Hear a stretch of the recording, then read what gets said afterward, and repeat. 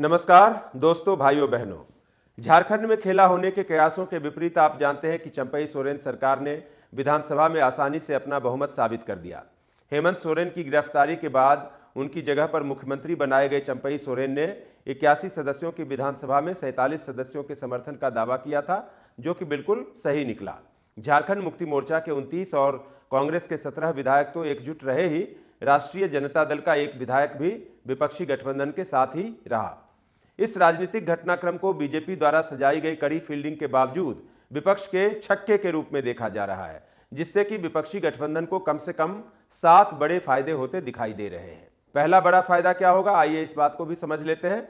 लोकसभा चुनाव तक चंपई सोरेन की सरकार को कोई खतरा अब दिखाई नहीं दे रहा है। कम से कम चंपई सोरेन ने जिस आसानी से सदन में अपना बहुमत साबित किया है, उससे लगता नहीं कि अब लोकसभा चुनाव तक उनकी सरकार को कोई खतरा है। झारखंड में विधानसभा के चुनाव भी इसी साल के अंत में होने वाले हैं।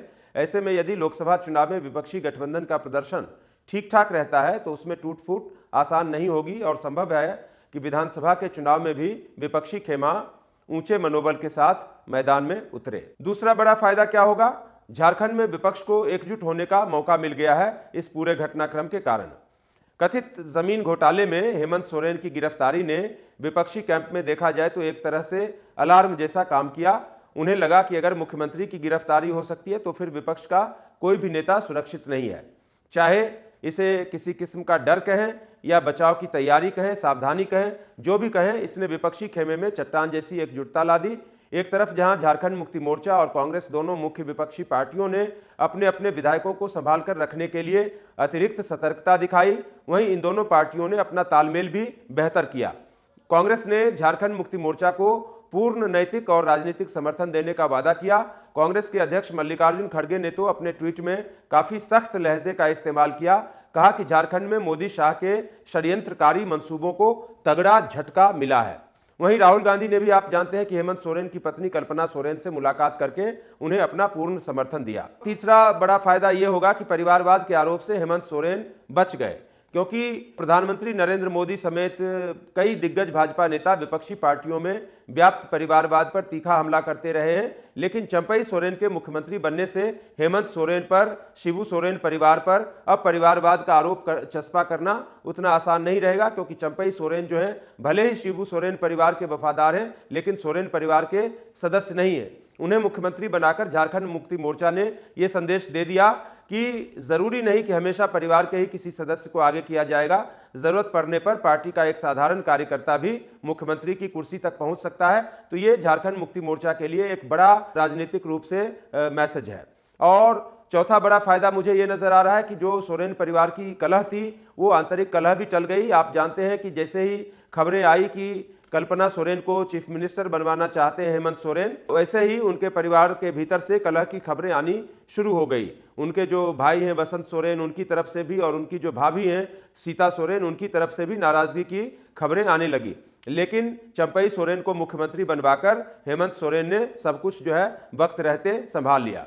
पांचवा बड़ा फायदा एक और मैं देख रहा हूं कि हो सकता है कि हेमंत सोरेन के लिए लोकसभा के चुनाव में और आगामी चुनाव में इस गिरफ्तारी के बाद एक जो है सहानुभूति की लहर भी चल सकती है।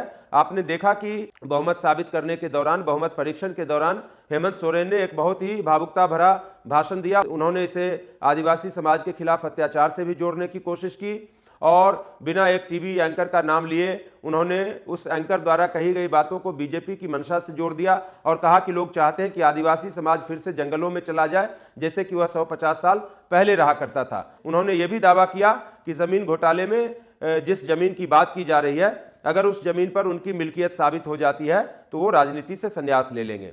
एक और डेवलपमेंट में ये देख रहा हूं कि बीजेपी की जो हिंदुत्व की राजनीति है, उस राजनीति का काउंटर करने की कोशिश जो है हेमंत सोरेन इस गिरफ्तारी के बाद से कर रहे हैं।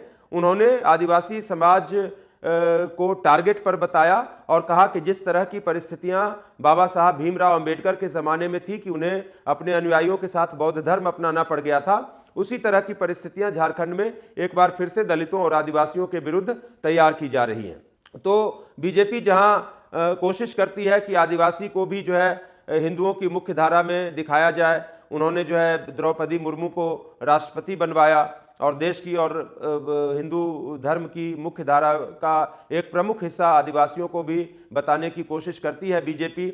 लेकिन जो झारखंड मुक्ति मोर्चा और हेमंत सोरेन की राजनीति इस वक्त नजर आ रही है, वो आदिवासियों को यह मैसेज देना चाहते हैं कि वो हिंदुत्व से की राजनीति से अलग हैं, हिंदू समाज से भी शायद अलग हैं। शायद हिंदू समाज में उनके लिए वह मान सम्मान नहीं है, शायद हिंदू समाज उन्हें एक अछूत जाति या समुदाय के तौर पर देखता है। तो इस तरह की भावना को हेमंत सोरेन निश्चित रूप से बढ़ावा देने का प्रयास करते हुए दिखाई दे रहे हैं, जिससे कि झारखंड के अंदर बीजेपी की राजनीति को एक चैलेंज क्रिएट हो सकता है।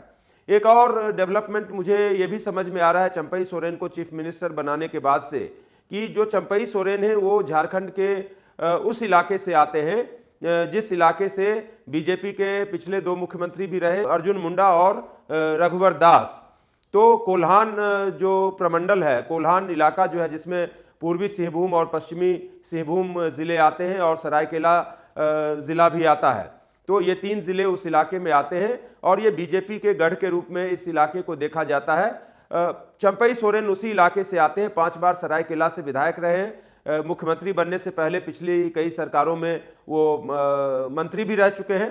तो उस इलाके में एक कद्दावर नेता के तौर पर चंपई सोरेन उभरे हैं और झारखंड मुक्ति मोर्चा को ऐसी उम्मीद है कि चंपई सोरेन को चीफ मिनिस्टर बनाने के बाद कोल्हान इलाके में, पूर्वी सिंहभूम, पश्चिमी सिंहभूम और सरायकेला खरसावां इलाके में बीजेपी का दबदबा कुछ कम होगा और झारखंड मुक्ति मोर्चा के लिए जनसमर्थन बढ़ेगा। तो कई सारी चीजें हो गई हेमंत सोरेन की गिरफ्तारी और चंपई सोरेन के विश्वास मत हासिल करने के बाद। निश्चित रूप से बीजेपी ने जो एक किस्म की घेराबंदी की थी, उस घेराबंदी को तो तोड़कर विपक्ष ने, झारखंड मुक्ति मोर्चा, कांग्रेस और जो उनका गठबंधन है, उसने बहुमत साबित किया और सफलतापूर्वक जैसा दावा किया था उस दावे को सही साबित किया। तो इस लिहाज से देखें तो कानूनी रूप से भले हेमंत सोरेन इस वक्त जो है घिरे हुए दिखाई देते हैं, जबकि ईडी ने उनको गिरफ्तार कर लिया है और जमीन घोटाले के सिलसिले में उन पर जो है शिकंजा कस चुका है। लेकिन राजनीतिक रूप से फिलहाल झारखंड मुक्ति मोर्चा के नेतृत्व वाला जो विपक्षी गठबंधन है झारखंड के अंदर, उसने बीजेपी का कड़ा मुकाबला किया है, डटकर मुकाबला किया है और बल्कि तात्कालिक तौर पर जीत भी हासिल की है। तो जल्दी ही मिलता हूं किसी और वीडियो के साथ, तब तक के लिए नमस्कार, धन्यवाद, जय हिंद।